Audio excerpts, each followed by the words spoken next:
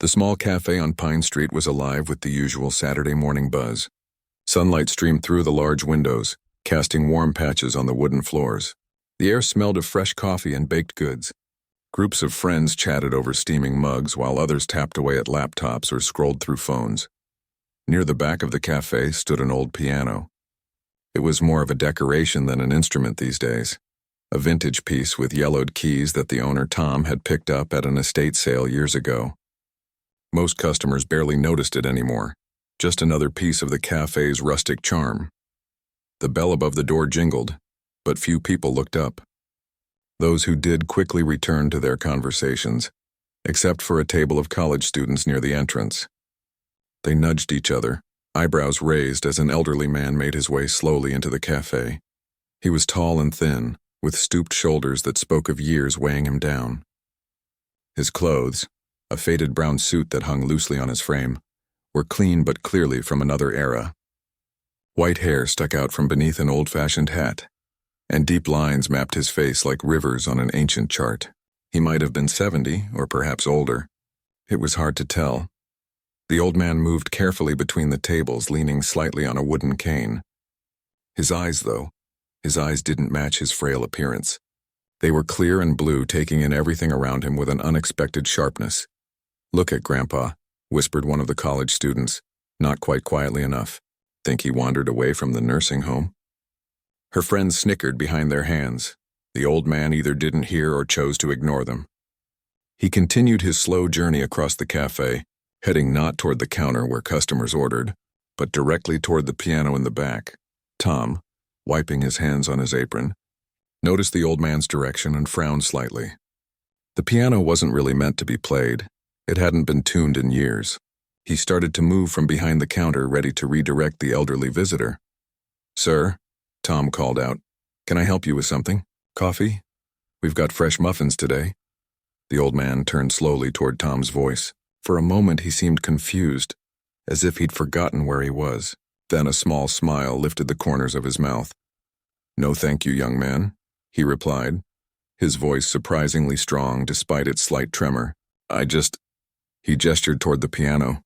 "I haven't played in quite some time." The statement caught the attention of nearby customers. A few exchanged glances, half amused, half curious. At the college students' table, one boy mimicked playing piano with exaggerated flourishes, making his friends cover their mouths to stifle laughter. Tom hesitated. The cafe wasn't exactly a performance space, and the last thing he needed was some old fellow banging out off-key tunes while paying customers tried to enjoy their morning. "I'm sorry, sir, but that piano is just for show. It hasn't been tuned in." "Please," the old man said quietly. There was something in his voice that made Tom pause. Not desperation exactly, but a kind of quiet longing that was hard to dismiss. Just for a moment. A woman at a nearby table looked up from her book. "Oh, let him play, Tom. Might be nice to have some live music for a change." Tom sighed, running a hand through his hair. "All right then, just nothing too loud, okay? We've got customers trying to relax." The old man nodded gratefully and continued toward the piano. Behind him, whispers circulated through the cafe. Most people had returned to their conversations, but kept one ear tuned toward the back of the room, curious what might happen. The college students were less subtle. "This should be good," one of them said, not bothering to lower his voice. $10 says he can't even remember how to play chopsticks. 20 says he falls asleep halfway through, another added, and they all laughed. If the old man heard these comments, he gave no sign.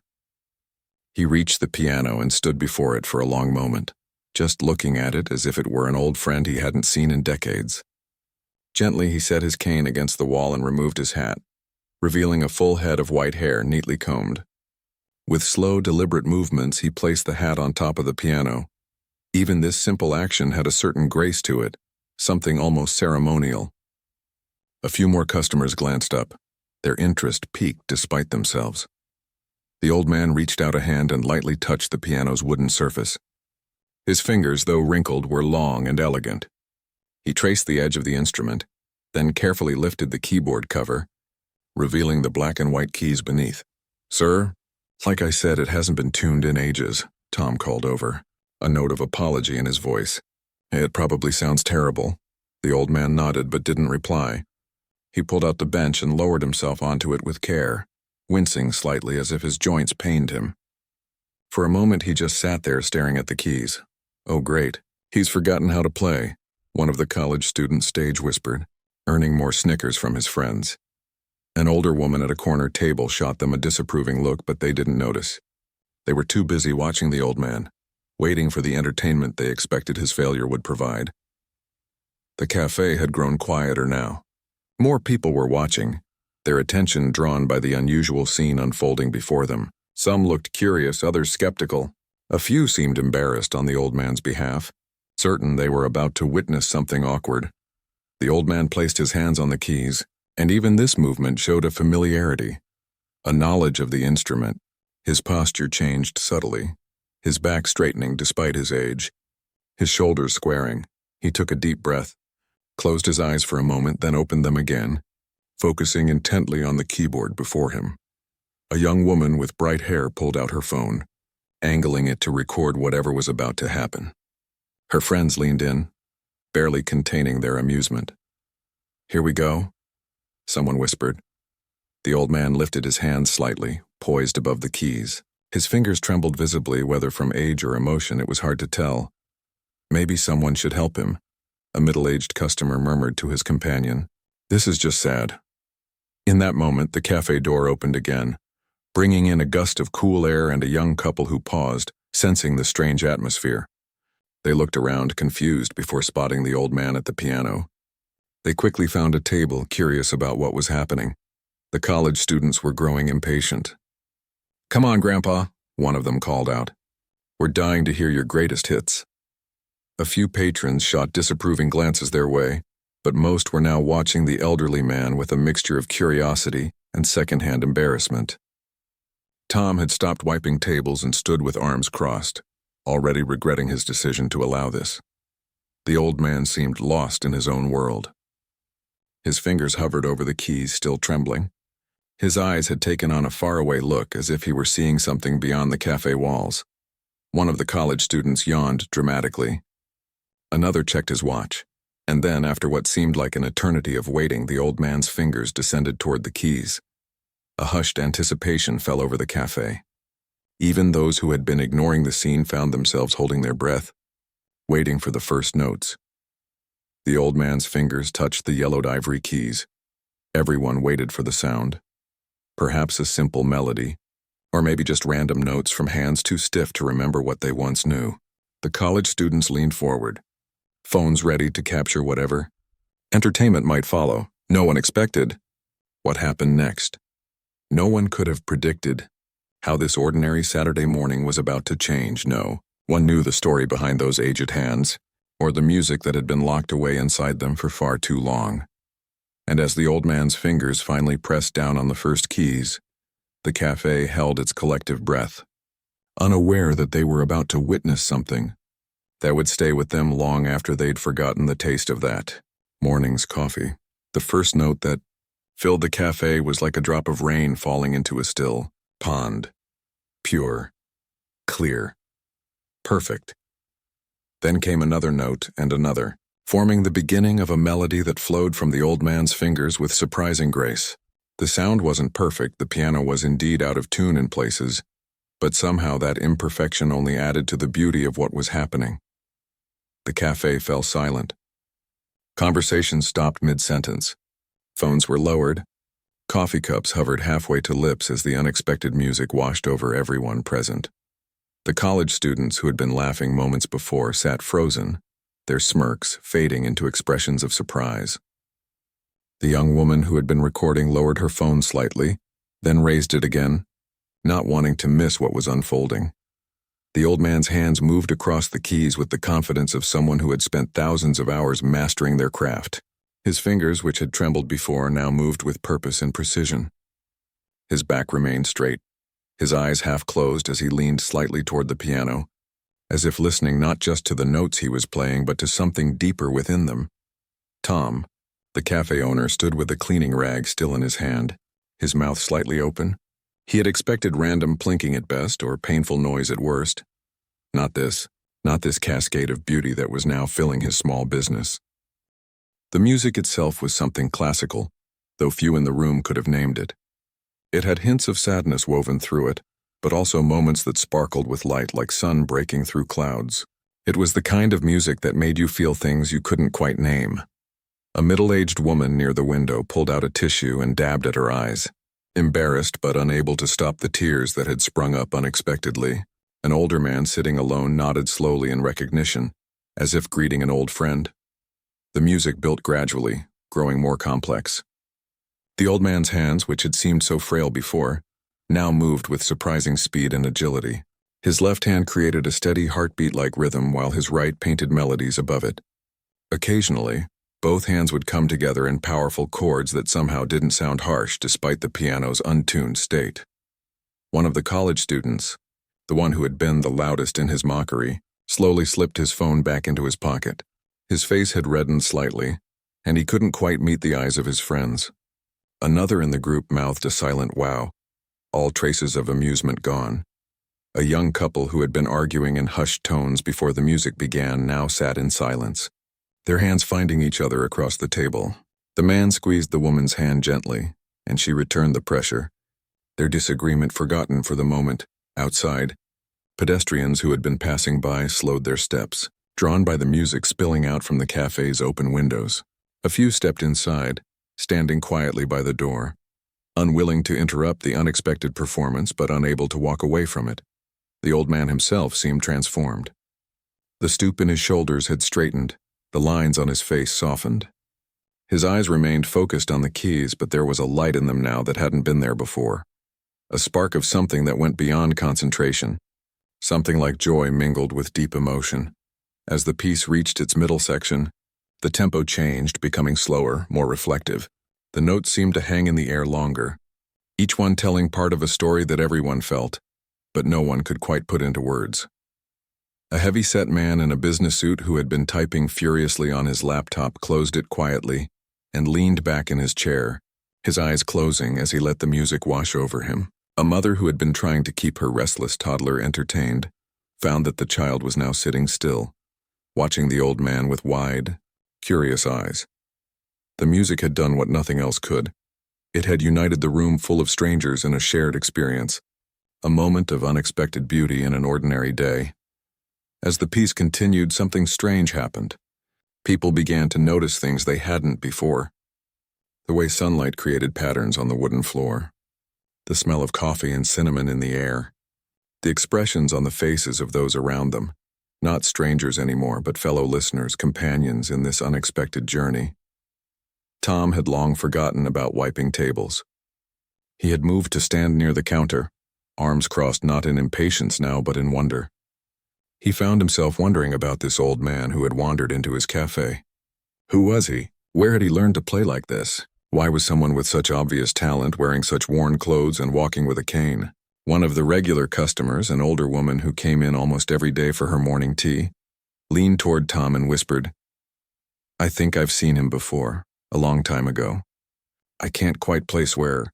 Before Tom could reply, the music shifted again, building toward something greater. The old man's hands began to move faster, covering more of the keyboard. The melody became more urgent, as if it were climbing toward something important. The college students who had laughed earlier now sat completely entranced. One of them, his coffee forgotten, had tears gathering in his eyes that he quickly wiped away when he thought no one was looking. A gray-haired woman sitting by the window suddenly straightened, her eyes widening in recognition. She turned to her companion and whispered something, pointing discreetly toward the old man. Her friend's eyebrows shot up in surprise, and they both stared at the pianist with new interest. The music continued to build, growing more passionate, more complex. There were moments when the old piano's untuned nature became more noticeable, but somehow in the old man's hands, even those imperfections became part of the beauty. It was as if he were playing not just the piano but the very air of the room, the hearts of everyone listening. As the piece neared its climax, the old man's body swayed slightly with the music. His face showed everything he was feeling: joy, sorrow, longing, peace, all flowing through him and into the notes that filled the cafe. For those moments there was no separation between the man and the music. They were one. The final section of the piece arrived like a wave breaking on shore, powerful and inevitable. The melody that had been building throughout now shone clearly above the harmony, a voice singing out with a message that needed to be heard. Every person in the cafe was completely still now, caught in the spell of the music. The outside world had fallen away. There was only this moment, this room, these notes flowing from the hands of an old man who, minutes before, had been the subject of ridicule. As the piece approached its end, the tempo slowed once more, the notes becoming more deliberate, more meaningful. The final phrases felt like a gentle goodbye, like watching the sun set and knowing it would rise again tomorrow. Changed but familiar. The last notes hung in the air for a long moment, resonating through the cafe. The old man's hands remained on the keys, not pressing them down but resting there, as if reluctant to break the connection. Then silence. For several heartbeats, no one moved. No one spoke. The usual sounds of the cafe, the hiss of the espresso machine, the clatter of cups, the murmur of conversation, had all stopped. There was only the echo of what they had just heard, still reverberating in their minds. Then from a table near the back, someone began to clap. Others joined in immediately, the applause spreading through the room like wildfire. It grew louder, more enthusiastic, a few people even standing. Someone near the door whistled. The college students who had laughed earlier now clapped as hard as anyone, their faces showing a mixture of awe and embarrassment. The old man seemed startled by the applause, as if he had forgotten where he was, had forgotten there was an audience. He turned slowly on the bench, blinking in surprise at the reaction.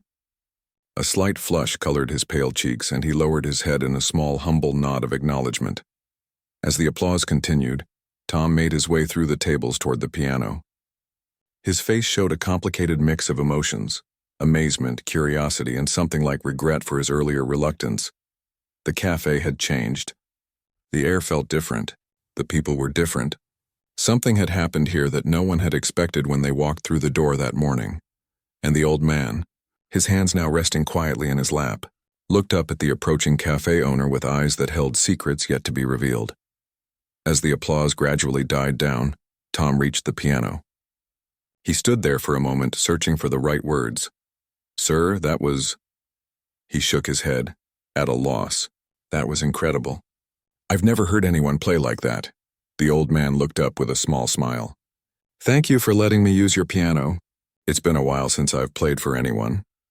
His voice was quiet but clear, with a slight accent that was hard to place. Up close, Tom could see that the old man's suit, though worn, was of fine quality, the kind of clothing that had been expensive once, a long time ago. "Would you like some coffee?" "On the house, of course," Tom offered, suddenly eager to make up for his earlier reluctance. The old man nodded. "That would be nice, thank you." As Tom turned to go back to the counter, the gray-haired woman who had been sitting by the window approached. She moved with purpose, her eyes fixed on the old man with an intensity that made a few people watch curiously. "Excuse me," she said, her voice slightly breathless, "but aren't you Henry Walters?" The name hung in the air. For a second, the old man looked startled, as if he hadn't heard it in a very long time. Then he gave a small nod. "Yes," he said simply, "though it's been many years since anyone has recognized me." The woman's face lit up. "I knew it. I saw you play with the symphony orchestra back in the 80s. I still have the program somewhere at home. You were brilliant." The cafe had gone quiet again, everyone listening to this exchange. The college students exchanged confused glances, suddenly realizing they might have been laughing at someone important. "Henry Walters?" someone whispered. "Who's that?" The gray-haired woman turned to address the room, her voice carrying a note of disbelief that everyone didn't recognize the name. "Henry Walters was one of the most promising pianists of his generation," she explained. "He performed all over the world with major orchestras. His recordings of Chopin and Rachmaninoff were extraordinary. But then She trailed off, suddenly uncomfortable, as if she'd said too much. She turned back to Henry. "I'm sorry. I didn't mean to." "It's all right," Henry said gently. "It was a long time ago." Tom returned with a steaming cup of coffee, setting it down carefully on top of the piano. "Here you go, Mr. Walters." The old man, Henry, nodded his thanks and took a sip. The cafe remained unusually quiet, the earlier moment of beauty still hanging in the air, now mixed with curiosity about this stranger's identity. A younger man with glasses who had been typing on his laptop suddenly raised his hand. "Excuse me, but are you the Henry Walters who disappeared from the concert stage 30 years ago? After the—" He hesitated, seeming to search for the right words. "After the accident." Henry finished for him, his voice steady but quieter now. Yes, the word accident rippled through the cafe. People leaned forward slightly, their curiosity piqued. Even those who had never heard of Henry Walters could sense there was a story here, something important, something sad. The college students, who had moved their chairs closer to hear better, exchanged glances. The one who had been the loudest in his mockery earlier now looked thoroughly ashamed. Henry took another sip of his coffee, then set the cup down. His hands, so graceful at the piano, now showed their age again as they trembled slightly. "I haven't played in public since then," he said, his eyes fixed on some distant point. "Not really. Sometimes I play at the nursing home where I volunteer, for the residents. But not like this." "Why today?" Tom asked, the question simple but loaded with meaning. Henry was quiet for a moment, considering. The entire cafe waited for his answer, all pretense of not listening abandoned. "Today would have been my wife's birthday," he finally said. "Lisa loved this street. We used to walk down it together, stopping for coffee. This cafe wasn't here then, but," he gestured around him, "she would have liked it." The word wife made several people glance at Henry's left hand, where a simple gold wedding band still circled his finger, worn thin with age. "She was on her way to one of my concerts," Henry continued, his voice growing softer. "With our daughter Beth, they were running late. The roads were icy that night." He didn't need to say more. The silence in the cafe took on a heavier quality, as everyone filled in the blank spaces of the story. The young woman with bright hair, who had been recording earlier, quickly wiped away a tear. One of her friends squeezed her shoulder gently. "I'm so sorry," Tom said, the words inadequate but sincere. Henry nodded his acknowledgement. "After it happened, I couldn't play anymore. Every note reminded me they would never hear it. Music had been my life, but suddenly—" He shook his head. "I packed away my things and left. Started over somewhere quiet where no one knew me." "But you still play beautifully," said the gray-haired woman who had recognized him, perhaps even more beautifully than before. Henry looked up at her, his blue eyes suddenly sharp. "Do you think so? I've often wondered if—" He trailed off, looking down at his hands. "If what?" someone asked. "If they can hear me somehow," Henry said quietly. "If they know I'm still playing, even if it's just for them." The cafe was completely silent now. Even those who had been half listening were fully engaged, caught in the power of the old man's story. The college students sat perfectly still, their earlier mockery forgotten, replaced by something like respect. The middle-aged man who had been on his laptop raised his hand again. "Mr. Walters, I'm a music professor at the university. I've actually taught about your recordings in my classes. Would you play something else for us?" Several people nodded eagerly. A few even said please aloud. Henry looked surprised by the request, his eyebrows lifting slightly. He glanced at Tom. "The piano is yours as long as you want it," Tom said quickly. "In fact," he hesitated, then plunged ahead. "Would you consider coming back? Playing here regularly? We could arrange something, whatever would work for you." Henry's expression was hard to read. Surprise, certainly, but also something else. A shadow of the old grief, perhaps, but also a flicker of something that might have been hope. "I don't know," he said honestly. "It's been so long since I've played for anyone but myself. And the residents at Sunny Pines, of course, but they're very forgiving listeners." "We would be honored," Tom said, and there were murmurs of agreement from around the cafe. Henry looked around at the faces watching him, faces that had changed from mocking or indifferent to respectful and engaged. His gaze lingered on the college students, who shifted uncomfortably under his look. But there was no anger in his eyes, just a kind of gentle understanding. "Maybe I will come back," he said finally. "Lisa always said music shouldn't be kept to oneself. She used to tell me it was a gift meant to be shared." His hands moved back to the piano keys, hovering just above them, not quite touching. "Would you like to hear something else?" he asked, and the question was directed at everyone and no one. The answer came in nods and smiles and a few enthusiastic "yes" responses. Henry turned back to the piano, adjusted his position slightly, and took a deep breath. This time there was no hesitation. His fingers found the keys with confidence, and a new piece began to fill the cafe. This music was different from the first piece, lighter, with a sense of joy running through even its more contemplative passages. It spoke of sunlight and open spaces, of memories treasured rather than mourned.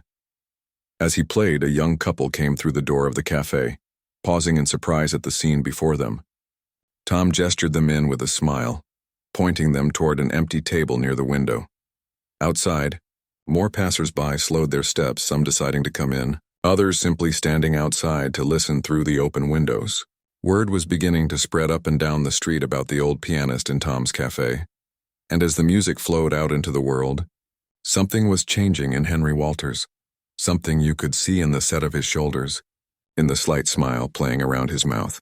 Not a dramatic transformation, not an erasing of decades of grief, but a small opening, like a door left ajar after years of being firmly shut.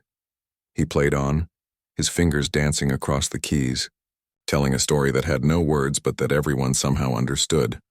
2 weeks later, the cafe looked different.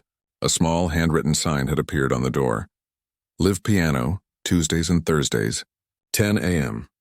Below it, in smaller letters, featuring Henry Walters. Inside, the piano had been moved to a better position near the front window. It had been tuned professionally, its wood polished until it gleamed. Today was Thursday, and every table was full. People nursed their coffees slowly, eyes repeatedly drifting toward the entrance, waiting. Tom moved between tables, refilling cups, his face showing both anxiety and excitement. "He'll be here," he assured a regular customer who had asked the question on everyone's mind. "He's never been late yet." The college students who had laughed at Henry that first day were there again, sitting quietly at a table near the back. They had come to both of Henry's previous performances, listening with a respect that seemed to be trying to make up for their earlier behavior. The bell above the door jingled, and heads turned expectantly.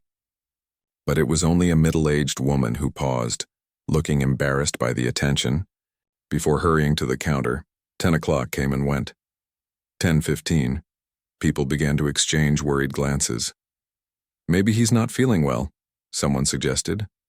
"He is getting on in years." Tom checked his phone for the third time. No messages. Henry didn't own a cell phone. Never saw the need, he'd said with a small smile when Tom had asked for his number. So there was no way to check on him. "I'll give him a few more minutes," Tom decided. "If he doesn't show up by 10:30, I'll drive over to his place to check on him." Just as the words left his mouth, the bell above the door jingled again. This time it was Henry who stepped through, moving a bit more slowly than usual. He carried a worn leather folder under one arm. A wave of relief washed through the cafe. A few people even clapped as Henry made his way toward the piano. "Sorry I'm late," he said, addressing the room at large. "I had to make a stop on my way here." "No problem at all," Tom assured him, taking Henry's coat. "We're just glad you made it." Henry nodded, then moved to the piano. He set the leather folder down carefully on top of it, before taking his usual seat on the bench. Unlike his first visit, when he had seemed uncertain and frail, Henry now sat at the piano with quiet confidence, like someone coming home. He opened the folder and took out several sheets of paper covered with handwritten music. As he arranged them on the piano's music stand, people leaned forward curiously. This was new. He had played from memory in his previous performances. Henry turned slightly on the bench to address the cafe. "Today," he said, his voice stronger than it had been that first day, "I'd like to play something different, something I wrote many years ago but never finished." A murmur of interest ran through the crowd. The music professor from the university, who had become a regular attendee, sat up straighter, his eyes fixed on the sheets of music. "I started this piece for my daughter's 16th birthday." Henry continued. "She was 15 when—" He paused, took a breath. "When we lost her. I never completed it. I couldn't." The cafe was utterly silent now. Even the sounds from the kitchen seemed to have stopped. "But last night I found myself working on it again. After 30 years. Henry's hands rested lightly on the keys. "It's called Beth's Song." Without further introduction, he began to play. The opening notes were tentative, like the first steps of a child learning to walk. Then the melody emerged, youthful and bright, full of promise. It spoke of sunshine and laughter, of a life just beginning to discover itself. As the piece progressed, the melody matured, becoming more complex but no less joyful. Henry's face as he played showed both deep concentration and something like wonder, as if he were discovering the music along with his audience. About halfway through, the music changed. It grew quieter, more thoughtful, as if asking a question that had no easy answer. Then it paused, a moment of silence that felt both deliberate and unfinished. Henry's hands hovered above the keys. This, everyone understood, was where the original composition had stopped. The birthday that never came. The celebration that never happened. For a heartbeat, it seemed the piece might end there, suspended in that moment of loss. But then Henry's fingers descended again, finding new notes, creating a bridge from what had been to what might have been. The music that followed acknowledged the silence but didn't dwell in it. Instead, it built something new, not erasing the loss but transforming it, carrying the earlier themes forward into unexplored territory. The young woman with bright hair, who had become one of Henry's most devoted listeners, wiped tears from her eyes. Next to her, one of her friends, the boy who had been loudest in mocking Henry that first day, sat with his head bowed, his own eyes suspiciously bright. As the piece moved toward its conclusion, the melody returned to its original brightness, but with a depth and richness that hadn't been there before.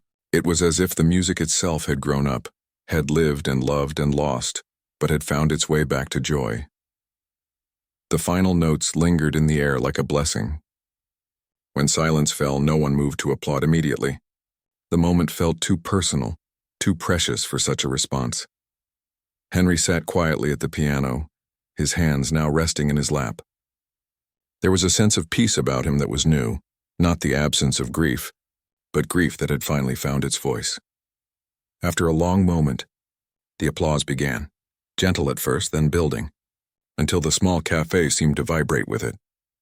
People rose to their feet, their faces showing that they understood they had witnessed something rare and valuable. Henry turned on the bench, blinking as if coming back from a distant place. He nodded his thanks, a small smile lifting the corners of his mouth.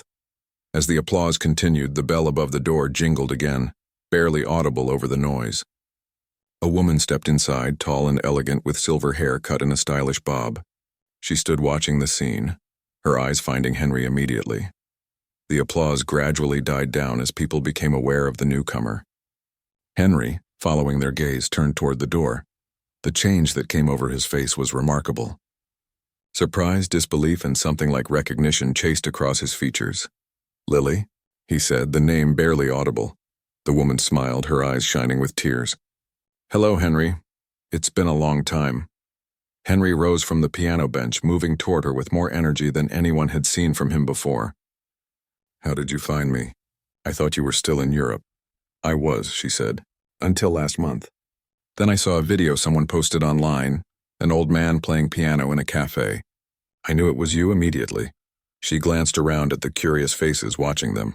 "Your playing still has the same effect on people, I see." Henry looked confused. "A video?"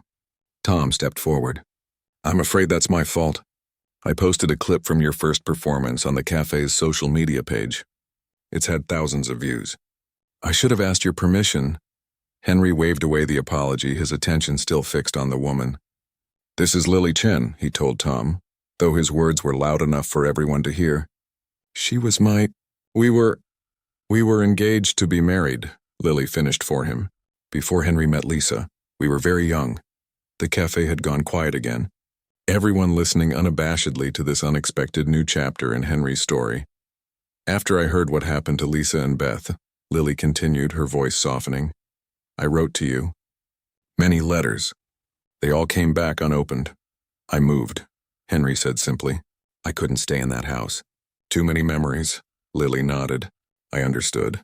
But I never forgot you, Henry. Or your music." She glanced at the piano, then back to his face. "I never thought I'd hear you play again."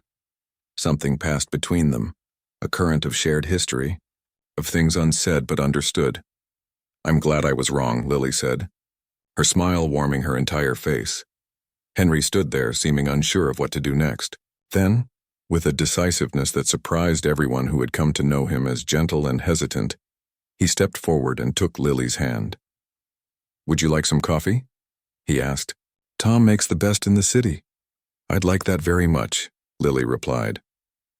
As Tom hurried to prepare a fresh pot, Henry led Lily to a small table near the piano. The cafe gradually returned to its normal hum of conversation, though many eyes still watched the pair with undisguised interest. The college students exchanged glances, small smiles playing on their lips. The bright-haired young woman mouthed something that looked like romantic to her friends, her expression delighted. Outside, a young couple paused to look at the sign in the window. "Live piano, huh?" the man said. "Want to check it out?" His companion nodded. "Sure, I heard someone talking about this place. Said there's an old pianist with an amazing story." They pushed open the door and stepped inside, unaware that they were walking into a tale still unfolding, a story about second chances, about music that waited 30 years to be heard, and about a heart that was learning to play again. 6 months had passed since that first morning when Henry had shuffled into the cafe. Spring had given way to summer, and now autumn painted the trees along Pine Street in shades of gold and red. The cafe had changed. A new sign hung outside, larger and more professional. "Tom's Piano Cafe," it read, with a simple silhouette of a grand piano beneath the words. Inside, the space had been expanded, taking over the vacant shop next door. The original piano remained, but it had been joined by a small stage and better seating arranged to give everyone a good view. It was Saturday morning, and the place was packed. People of all ages filled the tables, regulars who came every week, tourists who had read about the cafe online, music students from the university, and locals who had discovered that something special was happening in their neighborhood. At a table near the front sat Lily, elegant as always, her silver hair catching the morning light. Beside her was the music professor, engaged in animated conversation. They had become friends over the months, bonding over their shared love of classical music and, of course, Henry. The college students, now known to everyone as Henry's first audience, had their usual table near the back. They had changed too. Their earlier arrogance softened into something more thoughtful. The boy who had once mocked Henry the loudest now worked part-time at the cafe, helping Tom manage the growing business. At precisely 10 o'clock, Tom stepped onto the small stage. The buzz of conversation quieted immediately. "Good morning, everyone," he said, smiling at the familiar faces. "Thank you all for coming. As most of you know, today is a special day for us." He gestured to a poster on the wall, a professionally designed announcement for the first annual Pine Street Music Festival, scheduled for that afternoon in the park across the street. "But before we all head over there," Tom continued, "we have our usual Saturday morning performance. I don't think he needs any introduction anymore." He stepped back, extending his arm toward the side of the stage. "Ladies and gentlemen, Henry Walters." The applause was warm and enthusiastic as Henry walked onto the stage. He moved more easily now, his cane rarely needed. Regular playing had strengthened his hands, and regular walking to and from the cafe had improved his overall health. His clothes were new, still simple, still classic, but well-fitted and sharp. But the most noticeable change was in his face. The deep lines of sorrow were still there, but they had been joined by newer lines, ones that came from smiling, from laughing, from living again. Henry settled at the piano and adjusted the microphone that had been set up nearby. "Good morning," he said, his voice stronger now, more confident. "Thank you for coming." He glanced toward Lily, who gave him an encouraging nod. "Before I play," Henry continued, "I wanted to share something with you all." The cafe grew even quieter, people leaning forward slightly. 6 months ago I walked into this cafe by chance, or at least I thought it was by chance. He smiled slightly. I was just looking for a quiet place to sit for a while on what would have been my wife's birthday. I hadn't planned to play the piano. I hadn't planned anything, really. He paused, his fingers resting lightly on the keys. What happened that day changed everything for me. For 30 years I'd been, well, not living, not really, just existing. Henry looked around at the faces watching him. "You all gave me back something I thought I'd lost forever. Not just music, though that would have been enough. You gave me back a reason to get up in the morning. A community. A purpose." Several people nodded, smiling. In the back, the young man who had once laughed at Henry wiped quickly at his eyes. "Today I want to play something new," Henry said. "Something I've been working on for the past few months." He adjusted his position slightly, hands poised above the keys. "It's called Second Chances," he said, and began to play. The piece opened quietly, with a simple melody that spoke of dawn, of new beginnings. As it developed, hints of his earlier compositions appeared, echoes of the music he had played on that first day, fragments of Beth's song, but woven together into something entirely new. The music acknowledged the past without being trapped by it, looking backward and forward at the same time. As Henry played, sunlight streamed through the cafe windows, casting a warm glow over everything. Outside, people walking by slowed their steps to listen, some deciding to come in, others simply standing on the sidewalk, caught in the moment. The music built gradually, growing in complexity and emotion. There were moments of doubt, of hesitation, passages where the harmony turned briefly dark or uncertain, but always the melody returned, stronger each time, more resolved. Lily watched Henry with shining eyes, her hand pressed lightly against her heart. The college students sat perfectly still, their faces solemn with understanding. Tom stood near the counter, arms crossed, a look of pride on his face that had nothing to do with the cafe's success. As the piece moved toward its conclusion, the tempo increased, the music taking on a quality of celebration, of joy earned through struggle. The final section felt like a conversation between different parts of Henry himself, the young pianist full of promise, the grieving husband and father, the recluse who had hidden from the world, and finally the man he had become who had found his way back to music and to life. The last notes rang out clear and strong, followed by a moment of complete silence. That magical pause that comes when something beautiful has just ended, and no one wants to break the spell. Then the applause erupted, people rising to their feet, their faces showing they understood they had witnessed something extraordinary. Several were wiping away tears, including the young man who worked for Tom, standing at the back with a serving tray forgotten in his hands. Henry stood and bowed, a genuine smile transforming his face. As the applause continued, he gestured to Tom to join him. After a moment's hesitation, Tom stepped onto the stage. "I have an announcement," Henry said when the applause finally quieted. "As you all know, this afternoon is the start of the music festival that Tom has worked so hard to organize." He turned to Tom. "What you might not know is that all proceeds from the festival are going to establish the Lisa and Beth Walters Music Scholarship to help young people study piano." Tom nodded, looking slightly embarrassed by the fresh round of applause this news generated. "But there's more," Henry continued. "I've been invited to perform with the symphony orchestra this winter, my first formal concert in 30 years.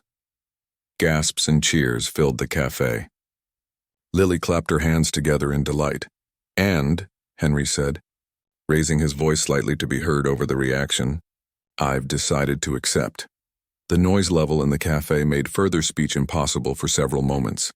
Henry stood there looking slightly overwhelmed but deeply happy, his eyes moving from face to face as if memorizing the moment. When things quieted down, he spoke once more. "I have all of you to thank for this, especially Tom, who gave an old man a chance that day." He turned to the college students at the back, "And my first audience, who taught me that sometimes our worst moments can lead to our best." The young man who had once mocked Henry gave a small, embarrassed wave, his face flushed but smiling. "Now," Henry said, checking his watch, "I believe we have a festival to attend. I hear there will be music." Laughter rippled through the cafe as people began gathering their things, the excited buzz of conversation filling the room. Henry stepped down from the stage, immediately surrounded by well-wishers. Lily made her way to his side, slipping her hand into his with the easy familiarity they had developed over the months. Together, they moved toward the door, Henry stopping frequently to shake hands or exchange a few words with the people who had become his friends. Outside, the autumn sun warmed the sidewalk. Across the street, the park had been transformed with a stage, chairs, and colorful banners announcing the festival. People were already gathering, some carrying picnic baskets, others musical instruments.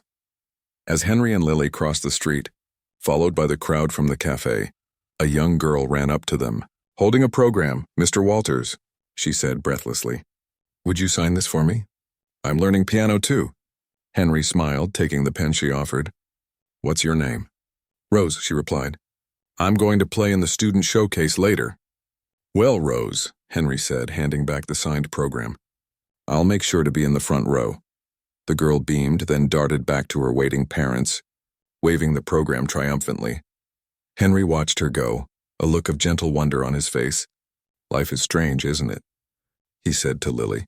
"6 months ago I was a ghost. Now you're Henry Walters again," Lily finished for him. Squeezing his hand, Henry nodded. Looking around at the bustling park, at Tom directing volunteers, at the young musicians tuning their instruments, at the community that had somehow become his. "Not quite the same Henry Walters," he said thoughtfully. "Someone new, I think. Someone I'm still getting to know." "I like him," Lily said simply. Henry smiled, the autumn sunlight warming his face. "So do I." Together they walked into the park, toward the music that was just beginning, toward a future neither of them had expected, a future filled with second chances, with new songs waiting to be played,